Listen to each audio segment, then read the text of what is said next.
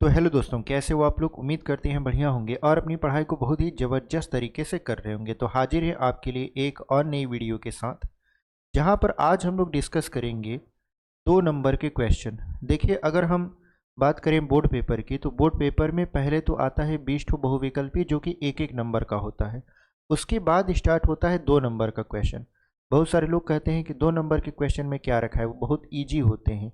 लेकिन अगर आप ध्यान से देखो तो ईजी तो होते हैं, लेकिन हमको 2 नंबर के क्वेश्चन सॉल्व करने इंपॉर्टेंट होते हैं। क्योंकि अगर हम लोग 2 नंबर के क्वेश्चन को छोड़ते जाएंगे, बहुत सारे लोग छोड़ भी देते हैं, ठीक है। तो वो लोग जब छोड़ देते हैं, जब रिजल्ट आता है देखते हैं कि अरे 2 नंबर के क्वेश्चन काश न छोड़े होते तो हमारा इतना परसेंटेज होता, यानी हमारा गणित में इतना नंबर उठता। तो 2 नंबर के जो क्वेश्चन होते हैं वो बहुत ही इंपॉर्टेंट होते हैं, क्योंकि वो सरल भी होते हैं और आपको आते रहते हैं, और बहुत ज़्यादा उसमें हमको कुछ करना भी नहीं होता, ठीक है। तो आज हम लोग उन्हीं 2 नंबर के क्वेश्चन को सॉल्व करेंगे बहुत ही बेहतरीन तरीके से। उसके बाद आगे आने वाली वीडियो में हम लोग 4 अथवा 6 नंबर के क्वेश्चन को डिस्कस करेंगे, ठीक है। तो चलिए वीडियो को शुरू करते हैं। और अभी तक अगर आपने चैनल को सब्सक्राइब नहीं किया है तो चैनल को सब्सक्राइब कर लीजिए। और अगर आप चाहते हो कि शुरू से मैथ पढ़ें हम, तो हम आपको बता दें कि हम अपने चैनल पर शुरू से आपको गणित पढ़ा चुके हैं। यानी प्रश्नावली 1.1 से लेकर पूरा का पूरा प्रायिकता तक हमने आपको वीडियो बनाकर उसको सिलेबस समाप्त करवा दिया है। जहाँ पर अगर आप प्लेलिस्ट में जाओगे तो पूरा का पूरा प्लेलिस्ट ही बना हुआ है, जहाँ पर हमने शुरू से लेकर अंत तक आपको गणित पढ़ाया है। तो आप वहाँ से पढ़ सकते हो। अभी हम लोगों का प्रैक्टिस सेशन चल रहा है, जहाँ पर हम लोग हर दिन प्रैक्टिस करते हैं बहुविकल्पी क्वेश्चन के, 2 नंबर के क्वेश्चन के, 4 नंबर के क्वेश्चन के और 6 नंबर के क्वेश्चन के, क्योंकि ये सारे क्वेश्चन हमारे लिए बहुत ही ज़रूरी हो जाते हैं, ठीक है। तो चलिए आज के इन 2 नंबर के क्वेश्चन को शुरू करते हैं। और आप इनको बिल्कुल भी मिस मत करिएगा, क्योंकि बोर्ड पेपर में ऐसा ही पेपर आएगा, ठीक है। यानी डाटा हो सकता है कि संख्या बदल दे, लेकिन तरीका वही रहेगा। तो आप कोशिश करिएगा कि तरीका सीखिए, संख्या तो बदलती रहती हैं। हालांकि बोर्ड पेपर में बहुत सारे सवाल, अभी जब पेपर होगा तो हम आपको दिखाएंगे कि बहुत सारे सवाल ऐसे हैं जो हमारी वीडियो से एग्जैक्ट फंसे हुए हैं, यानी सेम टू सेम हम यहाँ पे पढ़ाए हैं और वही बोर्ड एग्जाम में फंस गया है। जब बोर्ड पेपर हो जाएगा तो जब हम लोग पेपर का एनालिसिस करेंगे तब हम आपको दिखाएंगे, ठीक है, कि बहुत सारे क्वेश्चन डायरेक्ट क्लास से ही हमारे फंसे होते हैं। पिछली बार भी ऐसा हुआ था, इस बार भी हम पढ़ाए हैं तो ऐसा ही होगा, क्योंकि हम जो भी क्वेश्चन लेकर आते हैं वो पूरा का पूरा ऐसा रहता है कि या तो वो बोर्ड पेपर में आएगा या आने वाला, यानी एकदम अति संभावित प्रश्न हम लेकर आते हैं। तो आज भी उन्हीं प्रश्नों को हम लोग लेकर आए हैं और शुरू करते हैं इसको लगाना। देखिए, पहला जो क्वेश्चन है आपका वो करा है कि दर्शाइए कि 3√2 एक अपरिमेय संख्या है। ऐसे टाइप के क्वेश्चन आना फिक्स है, वो पूछता ही पूछता है, ठीक है। तो आप क्या करेंगे, इसको हल करेंगे। कैसे हल करोगे, तो चलिए देखते हैं। देखिए हमसे क्या पूछ रहा है, हमसे पूछ रहा है 3√2 क्या है, एक अपरिमेय संख्या है। तो अपरिमेय संख्या होती क्या है, ऐसी संख्या जो p/q के रूप में ना लिखी जाए, या ऐसी संख्या जो p/q के रूप में अगर लिखी भी जाती है तो q का मान क्या हो जाता है, 0 हो जाता है। तो उसको हम लोग बोलते हैं अपरिमेय संख्या, ठीक है। उसको क्या बोलते हैं, अपरिमेय संख्या। और हमको सिद्ध करना है कि 3√2 क्या है, एक तरीके का अपरिमेय संख्या ही है। तो चलिए सबसे पहले इसको हम लोग ये मानेंगे कि ये परिमेय संख्या है, मानेंगे इसे p/q। यहाँ लिखेंगे माना परिमेय संख्या, ठीक है। इसको लिख देते हैं माना परिमेय संख्या। अब इसको परिमेय संख्या क्यों मानते हैं, कि देखिए अगर हम इसको परिमेय संख्या मानकर चलते हैं और लास्ट में ये परिमेय संख्या नहीं आता है, इसका मतलब ये है कि ये परिमेय नहीं है, तो ये क्या होगा, अपरिमेय होगा। इसी वजह से हम इसको सबसे पहले क्या माने हैं, एक परिमेय संख्या माने हैं, ठीक है। तो 3√2 बराबर हमने मान लिया p/q, यानी एक परिमेय संख्या।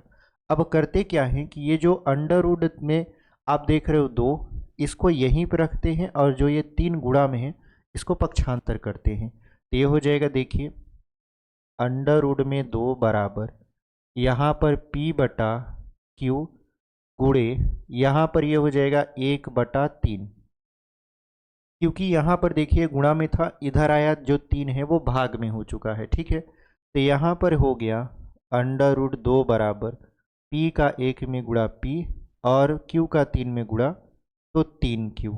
ठीक है। एक चीज़ आप जानते होंगे, अगर आप हमारी वीडियो देखे होंगे तो पहले ही प्रश्नावली में जब हमने आपको पढ़ाया था प्रश्नावली 1.2, उसमें बहुत ही अच्छे तरीके से हमने आपको बताया था कि देखिए, जो अपरिमेय संख्या होती है वो परिमेय संख्या के कभी भी बराबर नहीं होती।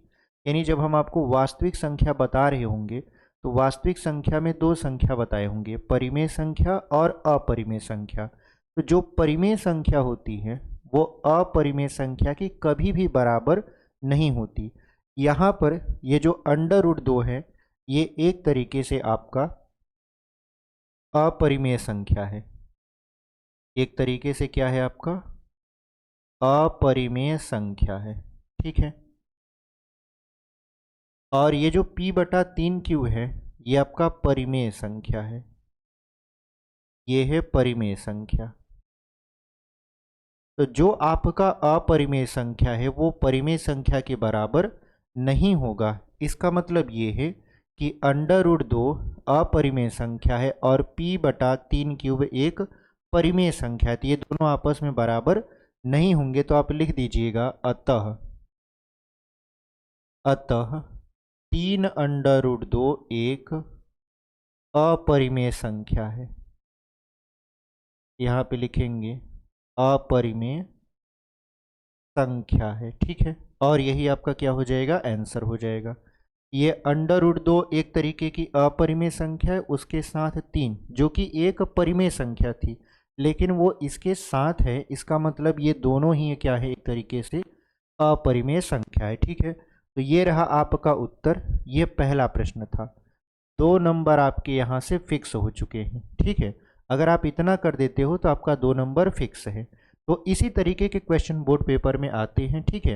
हालांकि मॉडल पेपर में ये क्वेश्चन आया हुआ है, हम लोग मॉडल पेपर के क्वेश्चन को ही यहाँ पर क्या कर रहे हैं, डिस्कस कर रहे हैं। तो चलिए इसको इरेज कर देते हैं। उम्मीद करते हैं कि आपको बहुत ही बेहतरीन तरीके से ये समझ में आया होगा। इसको इरेज करते हैं और दूसरा क्वेश्चन आपके स्क्रीन पर लगाते हैं। ठीक है। इसको मिटा देते हैं। चलिए यहाँ पर क्वेश्चन नंबर दूसरा देख लेते हैं। देखिए क्वेश्चन नंबर दूसरा जो है वो आपका निर्देशांक ज्यामिति से है। ठीक है। निर्देशांक ज्यामिति से क्वेश्चन पूछा है, बहुत ही बेहतरीन क्वेश्चन पूछा है।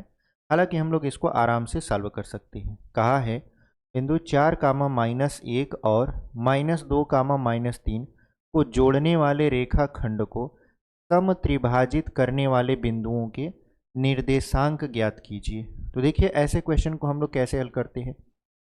मान लीजिए कि एक तरीके से रेखा है, इसका नाम A और इसका नाम B है। ठीक है। A का जो निर्देशांक है मान लीजिए शुरू में 4, -1 है। उसके बाद B का निर्देशांक है कितना, -2, -3 है। ठीक है। अब इनको जोड़ने वाले रेखाखंड, इनको जोड़ने वाला ये जो रेखाखंड AB हमने खींचा है, इसको 3 बराबर भागों में विभाजित करने वाले बिंदुओं के निर्देशांक हमको ज्ञात करने हैं। ठीक है। तो चलिए इसको ज्ञात कर लेते हैं। देखिए 3 समत्रिभाजित, समत्रिभाजित का मतलब होता है 3 बराबर भागों में विभाजित करने वाले बिंदु। तो अगर हम AB के बीच में 2 ठो ऐसे पाई खींच देते हैं तो ये क्या करेगा, उनको 3 बराबर भागों में बांटेगा। इसका नाम रख देते हैं C और इसका नाम रख देते हैं D। ये है आपका x, y, इसको भी x, y मान लेते हैं। ठीक है। आप कहोगे सर दोनों सेम सेम क्यों मान रहे हैं, ये सेम नहीं है। जब हम C को निकालेंगे तो इसका यूज करेंगे, जब D का मान निकालेंगे तो इसका यूज करेंगे, और इन दोनों के मान अलग अलग आएंगे। ठीक है। अब आप देखो ये एक भाग है तो ये भी एक भाग होगा और ये भी एक भाग होगा, यानी ये तीनों भाग आपस में बराबर होंगे, क्योंकि सवाल में कहा था कि समत्रिभाजित करने वाले बिंदुओं के निर्देशांक बताइए। समत्रिभाजित का मतलब होता है समान 3 भागों में बांटने वाले बिंदु। तो समान 3 भाग, 1 भाग, 2 भाग और यहाँ पर हो गया 3 भाग। इतना बात समझ में आया। अब अगर हम C का बिंदु निकालें तो ये जो एक लिखे हैं इसको हम लोग M1 मानेंगे। क्या मानेंगे, M1। तो M1 का मान हो जाएगा 1। उसके बाद C से B तक चलेंगे तो C से B तक 1 और 1 कितना हो जाएगा, 2 हो जाएगा। यानी m2 का मान कितना हो जाएगा, 2 हो जाएगा। कैसे? देखिए d को अभी आप छोड़ दीजिए, अगर आपको c निकालना है तो AC के बीच का जो भाग है उसको मानेंगे m1, और C से लेकर B तक का जो भाग है एक और एक कितना हो जाएगा, 2, जिसको मानेंगे हम लोग m2। इतनी बात समझ में आई? अब इसको मानते हैं x1 y1, और ये होता है आपका x2 और y2। ये आपका है x, y। अभी हम लोग ऐसा मान के चल रहे हैं कि हमने D बिंदु यहाँ पर रखा ही नहीं है, ठीक है, यानी D गायब है, ऐसा मान के चल रहे हैं, क्योंकि अभी हमको C का निर्देशांक ज्ञात करना है। तो अगर हम निकाले बिंदु C के निर्देशांक, यहाँ लिख देते हैं बिंदु C के निर्देशांक, तो बिंदु C के निर्देशांक में क्या हो जाएगा, x बराबर फार्मूला होता है m1 x2 plus m2 x1 बटा m1 प्लस m2, ठीक है। उसके बाद अगर हम y का फार्मूला लगाएं, पहले हम लोग x पर जो फार्मूला हम लोग लिखे हैं उस पर मान बैठा देते हैं, फिर y का लिख के y पर बैठा देंगे। देखिए अगर हम x बराबर लिखें तो m1 का मान देखिए है 1, गुणित्य x2 का मान है -2, फिर प्लस m2 का मान है 2, गुणित्य x1 का मान है 4, बटे m1 प्लस m2 से मतलब क्या है, 1 प्लस 2। देखिए x बराबर हो जाएगा 2 1 का -2, फिर प्लस 2 चौका 8, और यहाँ 2 और 1 कितना हो जाएगा, 3 हो जाएगा। अब 8 में से 2 घटाएंगे तो बचेगा 6 बटा के 3। 3 से अगर 6 को काट दें तो क्या मिलेगा आपको, 2 मिलेगा, यानी x बराबर क्या हो जाएगा, 2 हो जाएगा, ठीक है। x का मान कितना आ गया, 2 आ गया। अब चलिए y का मान निकालते हैं। देखिए बिंदु C के निर्देशांक में x और y दोनों है, तो x का मान तो निकाल लिए, कितना आ गया, 2 आ गया। अब y का मान निकालते हैं, तो y के लिए फार्मूला होता है m1 y2 plus m2 y1 बटा m1 प्लस m2, ये फार्मूला होता है, ठीक है। यानी जहाँ पर आपका x था वहीं पर y हो गया है, बाकी सब कुछ वही है। तो यहाँ पर देखिए y बराबर क्या हो जाएगा, m1 का मान है 1, गुणे y2 का मान है -3, फिर प्लस m2 का मान है 2, गुणे y1 का मान है -1, बटे m1 प्लस m2। तो m1 का मान क्या है, 1 है, और m2 का मान है 2। y बराबर ये 3 एकम कितना हो जाएगा, -3, और 2 एकम -2, और 2 और 1 कितना हो गया, 3। तो y बराबर ये हो गया -5 बटा 3, यानी y का मान क्या आ गया, -5 बटा 3 आ गया, ठीक है। तो इस तरीके से इस बिंदु का निर्देशांक हमने ज्ञात कर लिया, 2 कामा -5 बटा 3। ये किसका निर्देशांक आया, पहले बिंदु का निर्देशांक है, जिसको हमने C मान रखा है। अभी हमको किसका निकालना है, D का निकालना है। तो चलिए D का निकालते हैं। इससे पहले ये क्वेश्चन गायब कर दें, ठीक है, नहीं तो ये हमारा जगह यहाँ पर छेकेगा। तो ये क्वेश्चन गायब हो चुका है। अब हमको निकालना है D का निर्देशांक। देखिए D का जी अगर हम निर्देशांक निकालेंगे, यहाँ लिख भी देते हैं बिंदु D के निर्देशांक।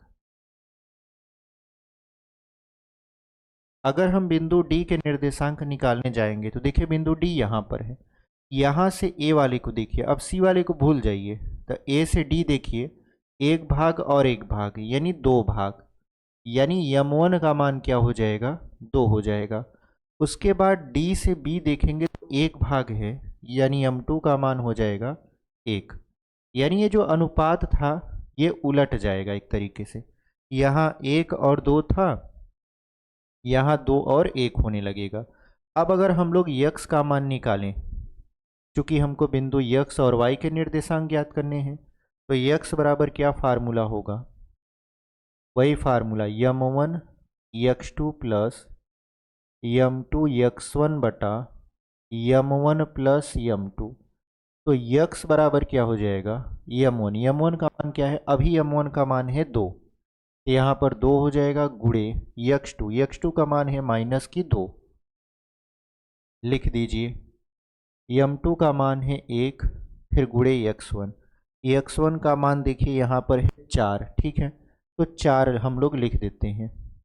बटे में क्या हो जाएगा 2 + 1 यानी m1 + m2। ठीक है, अब x बराबर क्या होगा, यहाँ पर 2 दूना के -4 फिर 4 एकम 4 और बटे में 3। तो अगर आप ध्यान से देखो तो -4 और +4 क्या हो जाएगा 0, यानी x बराबर ये हो जाएगा 0/3, यानी x बराबर आपका आ गया 0। x का मान क्या आ गया 0 आ गया। अगर हम इसी तरीके से y का बैठाएं तो y बराबर देखिए यहाँ पर फार्मूला लिखे हैं, y का यहाँ पर फार्मूला लिखे होंगे, यहाँ पर m1 y2 + m2 y1 बटा m1 + m2, इसी फार्मूले पर यहाँ बैठाएंगे। ठीक है, तो अगर हम देखें m1 का मान क्या है 2 है, गुणित्य y2 का मान है -3, फिर प्लस m2 का मान क्या है 1 है, फिर गुणे y1 का मान है -1 बटा m1 + m2 यानी 2 + 1। तो y बराबर क्या हो जाएगा यहाँ पर, अगर हम y बराबर निकालेंगे तो 2 तिहाई हो गया -6, 1 एकम -1 और बटे में 2 और 1 3 हो जाएगा। देखिए यहाँ प्लस था यहाँ माइनस था तो प्लस माइनस माइनस हो गया। अब अगर हम 6 में से 1 को घटाएंगे तो ये तो घटेगा नहीं, क्योंकि -6 और -1 क्या होता है जुड़ता है, ये हो जाएगा -7/3, यानी जो y का मान आया वो कितना आ गया -7/3। तो अगर हम यहाँ पे लिखना चाहें ये हो जाएगा 0, -7/3, यही हमारा क्या है फाइनल आंसर है। तो जो बिंदु आया पहला वाला वो आया 2, -5/3 और यहाँ आया 0, -7/3। तो इस तरीके से आपने इस क्वेश्चन को बहुत ही बेहतरीन तरीके से सॉल्व कर लिया। ठीक है, ये 2 नंबर का क्वेश्चन था, आराम से सॉल्व हो गया, कोई दिक्कत नहीं है। तो चलिए इसको हम लोग इरेज करते हैं और बढ़ जाते हैं अपने अगले क्वेश्चन की तरफ। ठीक है, इसको इरेज कर देते हैं। चलिए क्वेश्चन नंबर तीसरा देख लेते हैं। क्वेश्चन नंबर तीसरा क्या कह रहा है, कह रहा है कोण ए के किसी मान के लिए सेक ए का मान 5/12 है, कथन सत्य है या असत्य है, कारण सहित अपने उत्तर की पुष्टि कीजिए। तो कहने का मतलब ये है कि ये बताइए सेक ए का जो मान है वो कितना है, यहाँ पर 12/5 है। ठीक है, कोण ए के किसी मान के लिए कि सेक ए का मान कितना है 12/5 है, ये कथन सत्य है या असत्य है। देखिए ये कथन सत्य है या असत्य है, इसको हम लोग कैसे पहचानेंगे। हालांकि बहुत सारे लोग रट्टा मार लेंगे कि ये सत्य है या असत्य है, लेकिन इसके पीछे का रीजन क्या है कि ये सत्य है कि असत्य है। तो देखिए जो सेक का त्रिकोणमितीय अनुपात होता है वो होता है कर्ण बटा आधार, यानी एक ऐसा समकोण त्रिभुज है जिसमें मान लेते हैं ये ए है, ये बी है, ये सी है, इसके सामने की भुजा लंब होगी, लंब हमें नहीं पता, आधार पता है 5 और कर्ण पता है 12। तो सबसे पहले हम लोग लंब पता करेंगे। ठीक है, तो लंब क्या हो जाएगा, लंब बराबर होता है अंडर रूट में कर्ण का स्क्वायर माइनस आधार का स्क्वायर। ठीक है, तो यहाँ पर लंब बराबर कर्ण कितना है 12, तो 12 का स्क्वायर, आधार कितना है 5, 5 का स्क्वायर। तो लंब बराबर हो जाएगा 12 बरहम 144 और 5 बचे 25। 144 में से 25 को क्या करेंगे हम लोग घटा देंगे। ठीक है, तो यहाँ पर देखिए 14 में से 5 जाएगा 9 बचेगा, 3 में से 2 जाएगा 1 बचेगा, यहाँ पर 1 बचेगा, यानी 119 हो गया। अगर हम लोग 119 का वर्गमूल निकालते हैं इस तरीके से, 1 एकम 1 हो जाएगा, यहाँ ख़त्म, ये 19 आएगा, 1 और 1 जोड़ देंगे तो क्या होगा 2 हो जाएगा, 0 बार ले जाएंगे, 0 उतार लेंगे, यहाँ पर 19 हो जाएगा, 10 में लगा देंगे 0, डबल उतर आएगा और यहाँ पर 20 रहेगा। ठीक है, कितनी बार ले जाएंगे यहाँ पर, तो इसको ले जा सकते हैं 9 बार में। 9 नवा 81 और 9 दूना 18, यानी लगभग इसका मान कितना आएगा, 119 का जो मान आएगा वो आएगा 10.9, यानी जो हमारा लंब है वो आया 10.9। ठीक है, लगभग में आप इसको 11 मान सकते हो। अब ये सब हम क्यों बता रहे हैं, देखिए ये सब आपको पेपर में नहीं करना है, ठीक है, लेकिन आपको रीजन दर्शाने के लिए ये सारा चीज़ अगर करना है तो बहुत ही अच्छा होगा। यानी आप सोचते हो कि नहीं सर हम ये करेंगे ताकि हमको बढ़िया से नंबर मिले, तो आप कर सकते हो, नहीं करना चाहते हो तब पर भी रीजन आपको देना है, रीजन हम यहाँ पर बता देंगे। ये तो इसके पीछे का कारण एक्चुअल में बता रहे हैं, लेकिन आपको लिखित में भी बता देंगे। यहाँ पर आप देखो तो कह रहा है कि क्या सेक ए का मान जो 12/5 है वो सही है कि नहीं है किसी कोण ए के लिए। तो देखिए हमने कहा कि अगर ये गलत तब होगा जब त्रिभुज की दो भुजाओं का योग तीसरी भुजा से कम होगा। नियम देखिए त्रिभुज में ये कहता है कि त्रिभुज की किन्हीं दो भुजाओं का योग तीसरी भुजा से बड़ा होता है। अगर 3 बिंदु दिए हैं या 3 भुजाएं दी हैं, आप जानना चाहते हैं कि उससे त्रिभुज बनेगा या नहीं बनेगा, तो आप उनकी दो भुजाओं को जोड़िए और दो भुजाओं को जोड़ने पर अगर वो तीसरी भुजा से बड़ा आता है, हर बार बारी बारी से जोड़ने पर अगर वो तीसरी भुजा से बड़ा आता है तो वो आपका त्रिभुज बनाएगा। और अगर त्रिभुज बनाएगा तो जाहिर सी बात है वो 12/5 हो सकता है। तो अगर हम देखें जैसे हमारे पास देखिए 3 भुजा है, 10.9, फिर 5 और 12। अब हम लोग क्या करते हैं, इसको बारी बारी से जोड़ते हैं।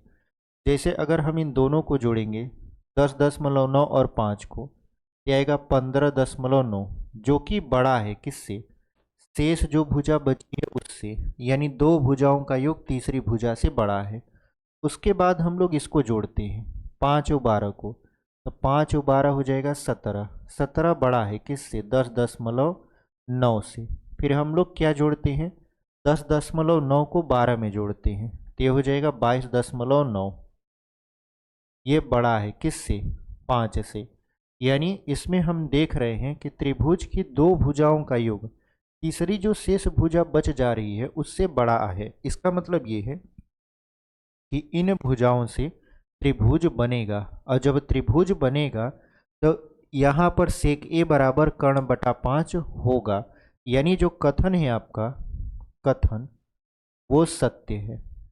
कथन क्या है आपका, सत्य है। कारण क्या दोगे आप, कारण ये दोगे आप कि त्रिभुज की किन्हीं दो भुजाओं का योग तीसरी भुजा से बड़ा है, अतः इससे त्रिभुज बनेगा, यानी इन भुजाओं से त्रिभुज बनेगा, अतः सेक ए का मान 12/5 हो सकता है। यानी हमारा कथन क्या है, सत्य है। तो आप ये सारी चीज़ें लिख सकते हो या हिंदी में भी लिख सकते हो, आराम से वो आपका सही माना जाएगा। ठीक है, तो चलिए इसको यहाँ पर मिटा देते हैं। ये आपको समझाने के लिए था कि क्यों ये सत्य है। ठीक है, हमने आपको दिखाया, मेन दिखाना ये था आपको कि त्रिभुज की दो भुजाओं का योग तीसरी भुजा से बड़ा होता है, इसका मतलब त्रिभुज बनेगा। और त्रिभुज बन रहा है तो यहाँ पर से के बराबर कर्ण बटा आधार हो सकता है, तो कर्ण 12 है तो आधार 5 भी हो सकता है। ठीक है, तो ये आपका उत्तर है। उम्मीद करते हैं कि आपको ये समझ में आया होगा। चलिए इसको इरेज कर देते हैं और बढ़ जाते हैं आगे। ठीक है, चलिए यहाँ पर हम लोग क्या करते हैं, चौथा सवाल देख लेते हैं। चौथा सवाल क्या कर रहा है, एक वृत्त के चतुर्थांश का क्षेत्रफल ज्ञात कीजिए जिसकी परिधि 22 सेंटीमीटर है। तो यहाँ पर क्या कर रहा है, एक वृत्त के चतुर्थांश का क्षेत्रफल आपको ज्ञात करना है। ये वृत्त है, इसको अगर हम ऐसे बांटे, ये 4 भागों में बट गया। ठीक है, इसके किसी एक भाग का क्षेत्रफल हमको ज्ञात करना है, जबकि इसका परिधि दिया हुआ है 22 सेंटीमीटर। तो मान लेते हैं कि इस वाले भाग का हम क्षेत्रफल ज्ञात करेंगे। तो ये वाला भाग हमको कैसा दिख रहा है, एक त्रिज्यखंड के आकार का। देखिए ऐसे बन रहा है, अगर हम इसको अलग से दिखा दें तो ये ऐसे बन रहा है कि नहीं है। तो इसका मतलब है कि ये त्रिज्यखंड है, और जब ये त्रिज्यखंड है तो हमको क्या निकालना है, त्रिज्यखंड का क्षेत्रफल। अगर आप ध्यान से देखो तो ये वृत्त का व्यास है, ये वृत्त का व्यास है, ये एक दूसरे को ऐसे काट रहे हैं। वृत्त का व्यास जो है एक दूसरे को 90 अंश पर काटेगा तभी चतुर्थांश बनेगा। इसका मतलब ये है कि यहाँ पर जो कोण बनेगा वो 90 अंश का बनेगा। ठीक है, अब परिधि दिया है तो वृत्त की परिधि होता है 2 पाई आर। 2 पाई आर बराबर दिया है कितना, 22 सेंटीमीटर। तो सबसे पहले इसमें हमको आर की वैल्यू पता करनी है कि इसकी त्रिज्या कितनी है। तो 2 कर दीजिए, पाई का मान कर दीजिए 22/7 गुणित में आर बराबर 22। तो 22 एकम 22 और 22 एकम 22, यानी 22 से 22 हमने काट दिया। इधर क्या बचा, 2r/7 बराबर 1। फिर ये गुणा करवा दीजिए, तो 7 का 1 में गुणा करवा देंगे, ये हो जाएगा 2r बराबर 7, यानी r बराबर हो गया 7/2 सेंटीमीटर। r का मान कितना हो गया, 7/2 सेंटीमीटर हो गया। अब क्या करना है हमको, थीटा की वैल्यू पता करनी है। तो थीटा की वैल्यू यहाँ पर कितना है, 90 अंश है। ठीक है, क्योंकि चतुर्थांश में जो कोण बनता है वो अधिकतम कितने अंश का बनता है, 90 अंश का बनता है। आप यहाँ देख भी सकते हो कि इधर और इधर इसके बीच में 90 अंश का कोण बन रहा है। अब हम लोग अगर देखें, लिखेंगे चतुर्थांश का क्षेत्रफल। तो चतुर्थांश का क्षेत्रफल क्या होता है, फार्मूला आप जानते हो, ये त्रिज्यखंड का आकृति है। तो त्रिज्यखंड का क्षेत्रफल पाई r² थीटा बटा 360, पाई का मान 22/7, r की वैल्यू 7/2 गुणे 7/2, फिर गुणे थीटा, थीटा का मान क्या है 90/360। ठीक है, अब इसी को हल करेंगे, जो वैल्यू आएगा वही हमारा आंसर हो जाएगा। तो 7 से 7 को ख़त्म कर दिए, 9 एकम 9, 9 चौक 36, यानी 90 चौका 360 कर दिए। फिर यहाँ पर 2 से काट दिए, 2 एकम 2, 2 11 क्या हो जाएगा 22। तो बचा कितना, 11/7, 11/7, और इधर क्या बचा, 2 और 4 बचा, 2 गुणे 4, तो 11×7=77 हो गया, और 4 दूना 8 सेंटीमीटर स्क्वायर। यही आपका फाइनल उत्तर है। यानी वृत्त के चतुर्थांश का जो क्षेत्रफल आएगा वो आएगा आपका 77/8 सेंटीमीटर स्क्वायर। तो उम्मीद करते हैं कि आपको ये क्वेश्चन बहुत ही बेहतरीन तरीके से समझ में आया होगा। ठीक है, चलिए इसको हम लोग मिटा देते हैं और बढ़ जाते हैं अगले वाले क्वेश्चन की तरफ। इसको हम लोग इरेज कर देते हैं। ठीक है, चलिए क्वेश्चन नंबर हम लोग 5वां देख लेते हैं। देखिए क्वेश्चन नंबर 5वां प्रायिकता से दे दिया है। प्रायिकता अभी हमने हमको हाल ही में पढ़ाया है। ठीक है, बहुत ही बेहतरीन तरीके से हमने 2 पार्ट में प्रायिकता आपको समझाया है। ठीक है, अगर आप वहाँ पर वीडियो नहीं देखे हो प्रायिकता का तो जाकर देख सकते हो। क्वेश्चन कह रहा है PE बराबर 0.05, और ये जो क्वेश्चन है वो काफ़ी बार रिपीट हो चुका है बोर्ड पेपर में। हो सकता है कि इस बार एज इट इज़ पूछ लिया जाए। लिखा है यदि PE बराबर 0.05, यहाँ पर PE यानी किसी घटना के घटित होने की प्रायिकता 0.05 ये दिया हुआ है। कह रहा है कि ई नहीं की प्रायिकता बताइए। ई नहीं से मतलब होता है P-E, यही हमसे क्या किया जा रहा है, पूछा जा रहा है। तो एक तरीके से ये जो है ये आपका पॉजिटिव प्रायिकता है। ठीक है, यानी पॉजिटिव दिया है और निगेटिव आपसे क्या किया जा रहा है, पूछा जा रहा है। तो जब हम प्रायिकता आपको समझाए थे तो उसमें बताए थे कि देखिए प्रायिकता में 2 चीज़ें होती हैं। एक चीज़ ये जो आपके मन के मुताबिक होती हैं, जैसे आपने सिक्का फेंका, सिक्के पर आपने सोचा हेड आ जाए और सिक्का ज़मीन पर गिरा, हेड ही आ गया, तो वो आपके मन के हिसाब से हुआ। लेकिन एक ये भी हो सकता है कि आपने सिक्के पर सोचा कि हेड आए, लेकिन सिक्का हवा में उछालने के बाद जब गिरा तो टेल आ गया, यानी वो आपके मन के मुताबिक नहीं हुआ, यानी वो फैसला आपके पक्ष में नहीं था। इसका मतलब ये कि ये जो प्रायिकता आपके पक्ष में होती है उसे बोलते हैं पॉजिटिव, और जो आपके पक्ष में नहीं होता वो होता है निगेटिव। और हमने आपको बताया था कि सिंपल सा कि पॉजिटिव और निगेटिव यानी किसी घटना के घटित होने प्लस किसी घटना के घटित न होने की प्रायिकताओं का जो योग होता है वो 1 होता है।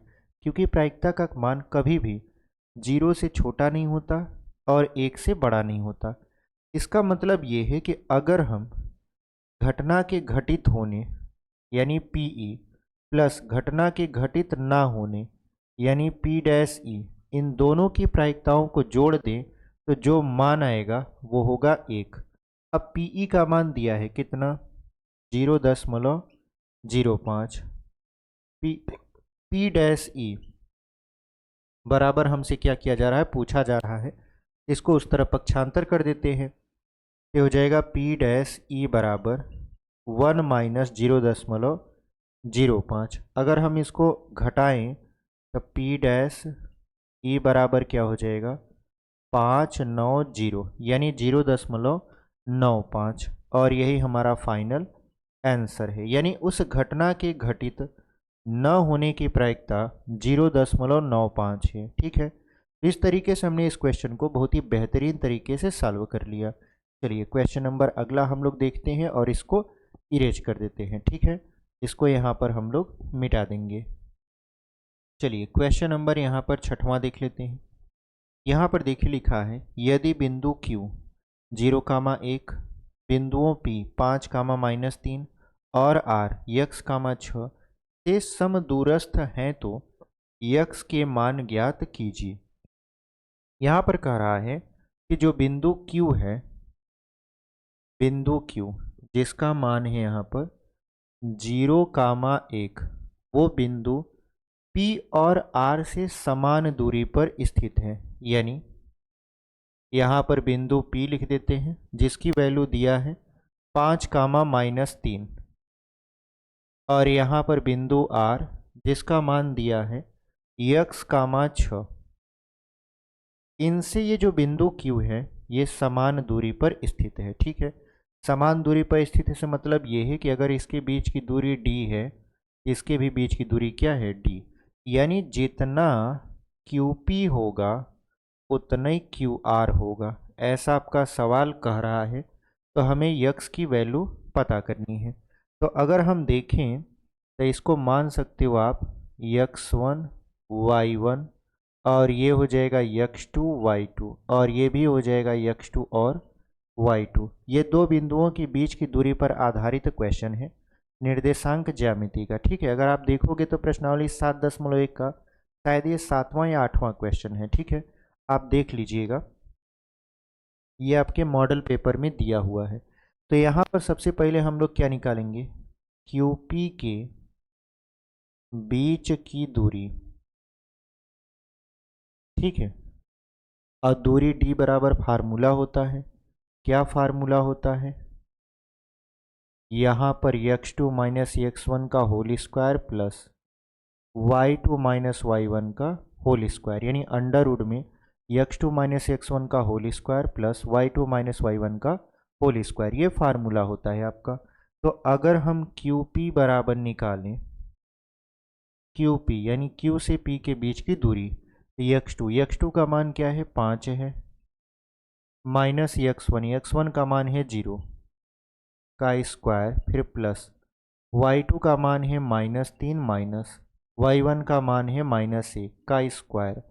तो यहाँ पर QP बराबर देखिए 5 में से 0 जाएगा, 5 बचेगा तो 5 का स्क्वायर, फिर प्लस -3 में -1 जोड़ेंगे तो -4 हो जाएगा, और -4 का इस तरीके से स्क्वायर हो जाएगा। तो अगर हम यहाँ पर QP बराबर निकालें तब 5 का स्क्वायर कितना होगा, 25 होगा, फिर प्लस 4 का स्क्वायर हो जाएगा 16। 25 और 16 कितना होता है, 41 होता है। तो QP बराबर कितना हो जाएगा, अंडर रूट में 41, यानी Q से लेकर P तक की जो बीच की दूरी आई वो कितना आ गया आपका, अंडर रूट में 41। अब हम लोग क्या निकालेंगे, QR के बीच की दूरी। तो अगर हम QR लिखें तो ये हो जाएगा अंडर रूट में, फार्मूला यही रहेगा, x2 माइनस x1 का whole square plus y2 minus y1 का होल स्क्वायर। तो अगर हम x2 को देखें तो लिखा है x माइनस x1 है 0, तो 0 का स्क्वायर, फिर प्लस y2 का मान है 6, फिर माइनस y1 का मान है 1, का स्क्वायर, तो क्यू आर बराबर यक्स में से 0 जाएगा तो यक्स ही बचेगा, ये हो गया यक्स का स्क्वायर। ठीक है, आपका यहाँ पर ये हो जाएगा यक्स का स्क्वायर।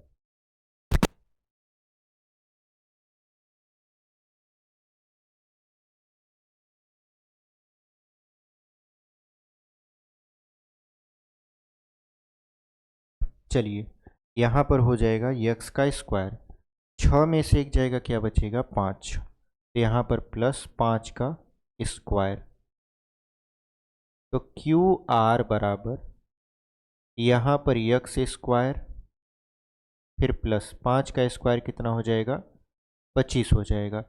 अब ये जो आपका क्यू पी है वो क्यू आर के बराबर है, यानी अंडर 41 बराबर हो जाएगा किसके, under root x square plus 25 के।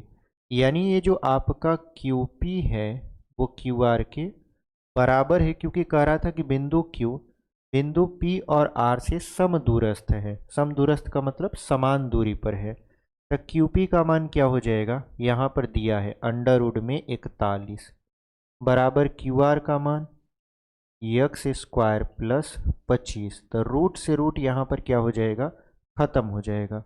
अब यहाँ पर बचा कितना, 41 बराबर यक्स स्क्वायर प्लस 25, यही बचा आपका। अब यहाँ पर 25 को इस तरफ पक्षांतर कर दीजिए, तो ये हो जाएगा 41 माइनस 25 बराबर यक्स स्क्वायर। 41 में से 25 को घटाएंगे तो बचेगा आपका 16, 16 हो गया। यहाँ पर यक्स स्क्वायर, स्क्वायर इस तरफ लेकर आएंगे वर्गमूल हो जाएगा, यानी अंडर रूट में 16, 16 का वर्गमूल क्या होगा प्लस माइनस 4, यानी यक्स की जो वैल्यू होगी वो प्लस माइनस 4 होगी। ठीक है, यहाँ पर देखिए, आप अगर प्लस माइनस नहीं लगाओगे तो आपका सवाल गलत माना जाएगा, ये ध्यान दीजिएगा। निर्देशांक ज्यामिति में जब भी आप वर्गमूल निकालिए तो कोशिश करिए कि प्लस माइनस लगा रहे। अगर आप नहीं लगाते हो तो ये जितना सारा मेहनत किए हो सब व्यर्थ हो जाएगा, पूरा का पूरा गलत हो जाएगा। तो आपको ऐसा बिल्कुल भी नहीं करना है। ठीक है, तो इस तरीके से हमने इस क्वेश्चन को सॉल्व कर लिया, यानी जो यक्स का मान होगा वो +4 भी होगा और -4 भी होगा। देखिए ऐसे भी आप लिख सकते हो, यक्स बराबर 4 कामा -4, यानी यक्स का मान +4 भी होगा और -4 भी होगा। अपने हिसाब से हम लोग यूज करेंगे। ठीक है, चलिए ये 6वां क्वेश्चन समाप्त हो चुका। अब 2 नंबर के क्वेश्चन समाप्त हो चुके। बेसिकली आप देखोगे 2 नंबर के 6 क्वेश्चन आते हैं, जिनमें से कहता है कि किन्हीं 5 खंडों को हल कीजिए, यानी निम्नलिखित में से दिए गए किन्हीं 5 खंडों को हल कीजिए, यानी 5 क्वेश्चन को हल कीजिए। जबकि 6 प्रश्न दिया रहता है, तो हम लोग 6 प्रश्न लेकर आए थे, जिनमें से 6 हमने सॉल्व करवाया, एक भी क्वेश्चन नहीं छुड़वाया। क्योंकि आप बोर्ड पेपर में छोड़ सकते हो एक क्वेश्चन, यहाँ पर बिल्कुल भी नहीं छोड़ना है, पूरा का पूरा करना है। हो सकता है कि आपको जो क्वेश्चन आप छोड़ रहे हो वो तो आ ही नहीं रहा है, लेकिन जो 5 ठो बच गया है उसमें से एक आध नहीं आ रहा है, तब दिक्कत हो जाएगी। इससे अच्छा ये है कि आप 6 के 6 सॉल्व करके चलिए, बोर्ड पेपर में आप अपने मुताबिक एक आध क्वेश्चन छोड़ सकते हो। ठीक है, तो इस तरीके से हमारा 2 नंबर का क्वेश्चन पूरा हो चुका है। ठीक है, तो कैसा लगा वीडियो, उम्मीद करते हैं कि आपको समझ में आया होगा और पसंद भी आया होगा। अगर वीडियो पसंद आया है तो लाइक कर दीजिए, अपने दोस्तों तक भी इसे शेयर कर दीजिए, और चैनल पर नए हैं तो सब्सक्राइब जरूर करके जाइएगा। ठीक है, क्योंकि हम आपके लिए ऐसे ही लगातार कंटेंट लेकर आते हैं और आपकी बोर्ड पेपर की तैयारी को बहुत ही ईजी बना देते हैं। हम लोगों का टारगेट है मैथ में 100 में से 100 आपको दिलाएं। ठीक है, उसके लिए पूरा का पूरा मैथ हमने अपने चैनल पर फ्री ऑफ कॉस्ट में आपको पढ़ाया, फिर अब प्रैक्टिस सेट करवा रहे हैं। कभी बहुविकल्पी क्वेश्चन तो कभी 2 नंबर के, कभी 4 नंबर के और 6 नंबर के क्वेश्चन आपको सॉल्व करवाते हैं। ठीक है, इससे आपकी तैयारी क्या होती है, बूस्ट होती है। आप समझ पाते हो कि हमारा जो मैथ है वो कितना स्ट्रांग हो रहा है। अगर आप हमारे साथ ये 6 के 6 सवाल कर लिए हो बिना किसी रुकावट के, तो आप समझ जाइए कि आपका 100 आउट ऑफ 100 मैथ में ज़रूर आ जाएगा। ठीक है, और अगर आप अटके हो किसी भी सवाल में तो उसको आप देखकर सीखिए, प्रैक्टिस कीजिए, तब जाके आप आगे बढ़िए। ठीक है, तो इसी के साथ मिलते हैं एक अगले वीडियो में। जहाँ पर हम लोग 4 नंबर अथवा 6 नंबर के क्वेश्चन को सॉल्व कर रहे होंगे। ठीक है, चलिए इसी तरीके से आप पढ़ाई करते रहिए और आगे बढ़ते रहिए। वीडियो को यहीं पर समाप्त कर देते हैं।